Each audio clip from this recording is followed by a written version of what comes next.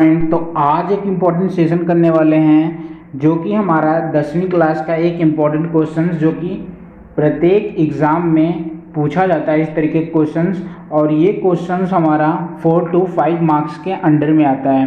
तो ये कौन सा क्वेश्चन है यहाँ पर हम देखते हैं। Solve the following pair of equation by reducing them to a pair of linear equation, है ना। यानी निम्नलिखित समीकरण युग्म को रैखिक समीकरण के युग्म में बदलकर हल कीजिए। तो ये अपना एक इम्पॉर्टेंट यहाँ पर इक्वेशन दिया हुआ है 5/x-1 प्लस का 1/y-2 इक्वल्स टू 2। इसके बाद सेकेंड हमारा इक्वेशन है 6/x-1 माइनस का 3/y-2 इक्वल्स टू 1। तो ये अपना 4 to 5 मार्क्स के बीच में आता है, कृपया इन्हें ध्यान से देखिए, है ना। तो आओ इन्हें सॉल्व करते हैं, किस प्रकार से हम इन्हें सॉल्व कर सकते हैं। तो ये अपना क्वेश्चन है। यहाँ पर सबसे पहले हमने लिख दिया है कि 5/x-1 plus 1/y-2 equals to 2 and second equation है 6/x-1 माइनस 3/y-2। ठीक है फ्रेंड्स, तो इसको हमने इक्वेशन 1 और सेकंड इक्वेशन को इक्वेशन 2 हमने मान लिया है। इसके बाद हम कैसे करेंगे इन्हें सोल्व, है ना। इन इक्वेशनों को हमें रैखिक समीकरण में कन्वर्ट करते हुए x और y का वैल्यू निकालनी है। ठीक है दोस्तों, तो अब हम इन्हें कैसे करेंगे। सबसे पहले इन्हें रैखिक समीकरण में हम कन्वर्ट करेंगे। तो यहाँ पर हम लिख लेते हैं लेट यानी कि माना की। ठीक है, माना की जो 1 ओवर, है ना, यहाँ पर 5/x-1 हमारा फर्स्ट समीकरण में भी दिया है और सेकेंड वाले में भी 6 के नीचे, यानी कि जो अपना डिनोमिनेटर दिया हुआ है x-1, यानी दोनों में x-1 कॉमन है। तो इसलिए हम क्या करेंगे कि x-1 इक्वल्स टू यहाँ पर a मान लेंगे। ठीक है दोस्तों, इसी प्रकार हमारा y-2 दोनों इक्वेशन हम कॉमन है, तो हम 1/y-2 बराबर b मान लेंगे। ठीक है दोस्तों, आई होप यहाँ तक बातें आपको समझ में आई होंगी। अब हमें इसके बाद क्या करना है, अब हम इसके बाद क्या करेंगे कि जो अपना ये a और b की जो वैल्यू है, यानी 1/x-1 इक्वल्स टू a मान लिया अब हमने, है ना। तो अब जो ये अपना है a और b, इन्हें हम इक्वेशन फर्स्ट और सेकंड में पुट कर देंगे। तो यहाँ से हम a को, मतलब a जो है 1/x-1 की जगह रखेंगे, तो ये कितना हो जाएगा 5a। ठीक है फ्रेंड्स, इसी प्रकार ये जो b है वो कितना हो जाएगा, प्लस का 1 है 1, तो इसलिए 1b यानी कि ओनली b इक्वल्स टू, यहाँ पर कितना है 2, तो यहाँ पर 2 लिख देंगे। ठीक है, ये अपना हो जाएगा इक्वेशन नंबर, हम यहाँ पर 3 मान लेते हैं इसको। इसी प्रकार अपना जो इक्वेशन नंबर नेक्स्ट है उसमें भी इन वैल्यूज़ को हम पुट कर देंगे। तो अपना क्या हो जाएगा, ये 6a प्लस का 3b, सॉरी यहाँ प्लस का नहीं माइनस होगा, माइनस का 3b इक्वल्स टू, ये कितना हो जाएगा 1। ठीक है दोस्तों, इसको हम कर लेते हैं इक्वेशन नंबर 4। अब हमें क्या करना है, यहीं से हमें इन इक्वेशनों को सॉल्व कर देना है, यानी यहीं से हमें a और b की वैल्यू निकाल देनी है। ठीक है ना। तो हम देखते हैं अभी आगे किस प्रकार से हम x और y की वैल्यू निकालते हैं। तो इन इक्वेशनों को हम करेंगे, अब क्या करेंगे, सॉल्व करेंगे। ठीक है, तीन इक्वेशनों को हम सॉल्व करेंगे, यानी ऐड करेंगे।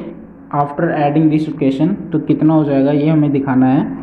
तो जैसे कि हमें पता है कि हम एलिमिनेशन मेथड को किस प्रकार से सॉल्व करते हैं, यानी किसी भी एक डिजिट को हम, एक वैल्यू को हम इक्वल में पुट कर देंगे। ठीक है दोस्तों, ताकि वो आसानी से डिवाइड हो जाए, यानी कि कट जाए, क्रॉस हो जाए। तो यहाँ पर जैसे हमें पता है 5a plus b equals to 2, 6a minus 3b बराबर 1 है ना। तो अब हमें क्या करना है, यहाँ पर इन दोनों इक्वेशनों में किसी एक वैल्यू को सेम कर देनी है a और b में से। ठीक है ना। तो हम क्या करेंगे, हम a को सेम करेंगे। ठीक है ना। तो जो इक्वेशन 4 का थर्ड में हम मल्टीप्लाई कर देंगे किसका, 6 का। ठीक है फ्रेंड्स। इसी प्रकार हम सेकेंड जो 4 वाला इक्वेशन है उसमें हम थर्ड वाले a का मल्टीप्लाई कर देंगे यानी 5 का कर देंगे। ठीक है दोस्तों, अब हमारे पास यहाँ से वैल्यू क्या निकल के आ जाएगी जो हम मल्टीप्लाई करेंगे।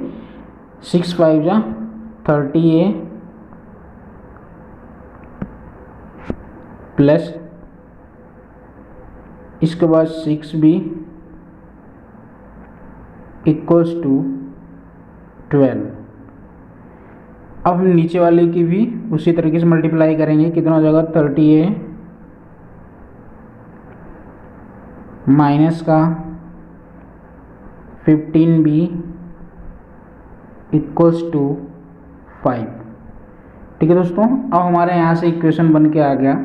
अब हम यहाँ पर क्रॉस करके a और b की दोनों की हम वैल्यू निकाल सकते हैं। ठीक है, किस प्रकार से करना है यहाँ पर हम देखेंगे। अब हम इनमें से क्रॉस कर देते हैं जो वैल्यू है ना, तो माइनस करेंगे यहाँ से, ये वैल्यू कट गई अपनी 30 है, माइनस माइनस प्लस होता है और इसके बाद 15 6 21 है ना, यानी 21 भी हो जाएगा इक्वल्स टू, यहाँ से हम देखेंगे माइनस करेंगे ये कितना हो जाएगा 7 है ना, तो 7 यहाँ पर अपना आंसर आ जा रहा है। 21b equal to 7, 21b equal to 7। तो यहाँ से हमारे b की जो वैल्यू आ जाएगी, b की जो वैल्यू अपनी निकल के आ जाएगी वो कितनी हो जाएगी 7/21 है ना। इनको जो क्रॉस करेंगे तो अपने पास जो वैल्यू निकल के आ जाएगी वो कितनी हो जाएगी 1/3 है ना।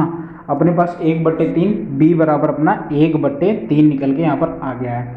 अब हम क्या करेंगे, अपना जो नेक्स्ट प्रोसेस है ना, अपना जो नेक्स्ट प्रोसेस है उसमें क्या करना है, जो b की वैल्यू है उनको हम समीकरण 3 या फिर 4 में रख देंगे। ठीक है ना, तो अपना जो b की वैल्यू आई कितना है 1/3, तो क्या करेंगे हम समीकरण अपना 4 में रखेंगे। ठीक है ना, 4 में काफ़ी ईजी हो जाएगा, तो 4 में रख देते हैं। तो 6a माइनस का 3 इंटू, अब b बराबर कितना आया अपना 1/3। ठीक है, यानी b की वैल्यू हम इक्वेशन 4 में रख रहे हैं। ये बातें ध्यान से आप सुनिए है ना, और हम किस प्रकार से स्टेप बाय स्टेप आपको समझा रहे हैं इन्हें ध्यान से सुनिए, तभी ये क्वेश्चंस आपको समझ में आएगा और एग्जाम में आप काफ़ी आसान तरीके से सॉल्व करके 5 नंबर आसानी से प्राप्त कर सकते हो। ठीक है ना दोस्तों, इसी प्रकार इक्वल्स टू हम 1 लिखेंगे। यहाँ पर देखेंगे 3 से 3 अपना क्रॉस हो जाएगा। अपने पास जो वैल्यू निकल के आ रही है वो कितना निकल के आ रही है 6a माइनस का 1 इक्वल्स टू 1। ठीक है फ्रेंड्स, अब हम यहाँ से देखेंगे कि जो अपना 6a है, 6a है ना, -1 को उस साइड भेजेंगे तो कितना हो जाएगा बराबर 1 + 1 है ना, यानी कि 6a इक्वल्स टू 2। यहाँ से हम देखेंगे कि जो अपना a है, a बराबर कितना निकल के आ जा रहा है 2/6। इनको जो हम क्रॉस करते हैं अपनी जो वैल्यू निकल के आ जाएगी 1/3, यानी a बराबर भी अपना 3 और b बराबर भी 1/3। दोनों का आंसर लगभग सेम आया है ना, लगभग नहीं सेम ही आया है ना। तो अब हम यहाँ से x और y का मान निकालेंगे। जैसा कि हमें पता है कि इन इक्वेशनों को हम क्या करेंगे, a और b को हम यहाँ पर इक्वेशन वाले फॉर्म में पुट कर देंगे। ठीक है ना, तो जैसा कि हमें पता है कि अपना a बराबर कितना था, a बराबर अपना इक्वेशन में कितना दिया हुआ था, अपना a बराबर हमने क्या माना था, a बराबर अपना था a बराबर अपना x माइनस 1/x-1 था। ठीक है दोस्तों, और यहीं पर हम b बराबर भी निकाल ले रहे हैं। b बराबर अपना कितना था 1/y-2।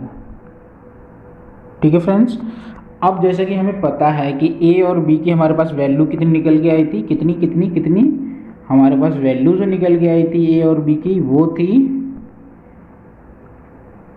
1/3। तो a बराबर हम 1/3 इस इक्वेशन में रख देंगे बराबर 1/x-1 ठीक है। यहाँ से क्रॉस मल्टीप्लाई कर देंगे, क्रॉस मल्टीप्लाई करने के बाद अपने पास जो वैल्यू निकल के आ जाएगी वो कितनी हो जाएगी, यहाँ से x माइनस 1 इक्वल्स टू 3, यानी कि x 1 को उस साइड लेके जाएंगे तो बराबर 3 प्लस का 1 इक्वल्स टू 4, ठीक है। यानी कि x की जो वैल्यू आ रही है वो अपने 4 के बराबर आ रही है, ठीक है ना, यानी x बराबर 4 हो जाएगा। इसी प्रकार हम यहाँ पर b में भी देख लेते हैं। b बराबर कितना था, 1/3 बराबर 1/y माइनस का 2, तो क्रॉस मल्टीप्लाई कर देंगे, है ना दोस्तों, क्रॉस मल्टीप्लाई कर देंगे तो यहाँ से कितना हो जाएगा, यहाँ से हो जाएगा y माइनस का 2 इक्वल टू 3, ठीक है फ्रेंड्स। तो y बराबर यहाँ से क्या निकल के आ जाएगा 3 और माइनस का 2 अपने राइट हैंड से आएगा, प्लस में हो जाएगा तो 5, यानी कि y बराबर अपनी जो वैल्यू निकल के आ जाएगी वो 5 हो जाएगी, ठीक है। यानी ये जो हमारा रैखिक समीकरण है उनका आंसर यानी x और y का जो मान आ रहा है, x बराबर 4 और y बराबर 5 आ रहा है, ठीक है दोस्तों। तो ये काफ़ी इम्पोर्टेंट है जो कि हमारे एग्ज़ाम में 4 to 5 मार्क्स में पूछ लेता है ना। आप इसे पूरी लाइन वाइज ही लिखिए, है ना। मैंने ये जो अपना मल्टीप्लाई किया है उसको हमने बीच में लिख दिया, तो ये पूरी लाइन में और सीरीज वाइज लिखा जाता है, ठीक है दोस्तों। तो इसी प्रकार से हम इन क्वेश्चनों को सॉल्व करते हैं और आंसरों को यानी x और y की वैल्यूज़ को आसानी से निकाल लेते हैं। आई होप ये क्वेश्चंस आपको पूरी तरीके से और बेहतरीन तरीके से समझ में आया होगा। अगर समझ में आया तो एक लाइक ज़रूर कीजिए, अपने फ्रेंड जोन में इस वीडियो को ज़रूर शेयर कीजिए, है ना, लोगों का हेल्प कीजिए। और अगर वीडियो चैनल पे पहली बार आए हो तो इसे लाइक करना और सब्सक्राइब करना ना भूलिए। तो मिलते हैं एक और बेहतरीन से सेशन के साथ जो कि काफ़ी ज़्यादा इम्पोर्टेंट होगा, है ना। तो मिलते हैं आपको नेक्स्ट सेशन में, तब तक के लिए थैंक्स फॉर वॉचिंग, धन्यवाद।